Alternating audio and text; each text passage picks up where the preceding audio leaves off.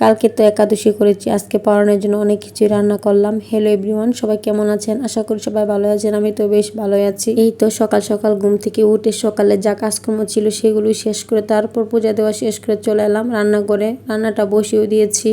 প্রথমে ডালটা রান্না করে নিলাম, ডালটা সম্বারও দিয়ে দিয়েছি। তারপর পেঁপে ভাজি করব কালো জিরা দিয়ে। পেঁপেটা বসিয়েও দিলাম। এখন হলুদ লবণ দিয়ে পেঁপেটা ভালোভাবে ভেজে নেব। আমার বাসায় পেঁপে খেতে তেমন কেউ পছন্দ করে না, কিন্তু এভাবে ভাজি করলে সবাই কম বেশি খেয়ে নেয়। এই তো এদিকে পেঁপেটা বসিয়ে দিলাম। তার পাশের চুলায় পটল ভাজি করে নেব। তাড়াতাড়ি করার জন্য 2 চুলায় রান্না বসিয়ে দিলাম। এখন পটলগুলো দিয়ে দিলাম এক এক করে। পটলগুলো বেশ সুন্দর করে ভেজে নেব। পটল ভাজা খেতে ভালোই লাগে আমার মেয়েরাও খেতে পছন্দ করে। এই তো পটলগুলো বেশ সুন্দর করে ভেজে নিচ্ছি। পটলগুলো ভাজা হয়ে গেছে, এখন নামিয়ে নেব এক এক করে। পটল ভাজা গরম ভাতের সাথে ডাল দিয়ে খেতে অনেক মজা লাগে। এই তো বড়াগুলো নামিয়ে নিলাম। এখন এদিকে আমার পেঁপে ভাজিটা হয়ে গেছে। এই তো আরেকটু নাড়াচাড়া করে নামিয়ে নেব। আমার বাসায় সবাই যেহেতু একাদশী পালন করে, তার জন্য রান্নাবান্নাটা একটু বেশি করে করতে হয়। এদিকে পেঁপে ভাজিটা নামিয়ে নিয়ে আমি কিছু পাঁপড় ভেজে নিলাম। যেহেতু অনেক সকাল সকাল ঘুম থেকে উঠেছে, তার জন্য সব কাজকর্ম সকাল সকাল মোটামুটি শেষ করে নিয়েছি। তার জন্য আজকে সকাল দুপুর রান্নাটা একবারেই করে নেব। এদিকে আলু দিয়ে ডালের বড়া দিয়ে তরকারি রান্না করব, তার জন্য তরকারিটা বসিয়ে দিয়েছিলাম একবারেই।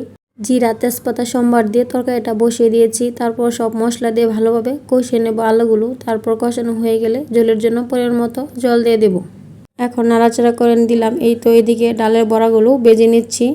ডালের বড়াগুলো বেশ লাল লাল করে কড়া কড়া ভাজবো।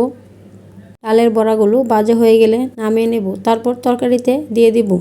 এই তো বড়াগুলো সুন্দর করে ভেজে নিয়েছি, এখন নামিয়ে নিলাম। এখন তরকারিতে দিয়ে দিলাম। এখন ভালোভাবে নাড়াচাড়া করে দিলাম। এখন বেশ কিছুক্ষণ রান্না করে নেব। তারপর গরম মশলা দিয়ে নামিয়ে নেব। এদিকে আমি পোলাও রান্না করছি। মেয়েরা বলছিল পোলাও খাবে, তাদের জন্য তাই অল্প করে একটু পোলাও রান্না করব, আবার ভাতও রান্না করব। এদিকে পোলাওটা আগে বসিয়ে দিলাম। এখন কিছুক্ষণ ভালোভাবে ভেজে নেব। পাশের চুলায় গরম জল বসিয়ে দিয়েছি। এখন ভালোভাবে ভেজে নিয়েছি, গরম জলটা হয়ে গেছে। এদিকে এখন আমি পরিমাণ মতো জলটাও দিয়ে দিলাম। তারপর নাড়াচাড়া করে ঢেকে দেব। এই তো আমার এদিকে পোলাও রান্নাটা হয়ে গেছে। পোলাও রান্নাটা খুব সুন্দর হয়েছে। পোলাওটা সাদা হয়েছে।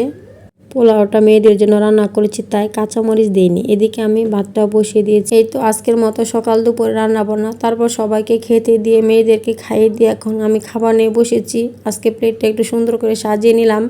এখন খাবার খাবো। খাবার খেয়ে একটু রেস্ট করব। আজকে যেহেতু শুক্রবার ছিল, অনেক কাজকর্ম করতে হয়েছে রান্নাবান্নার পাশাপাশি।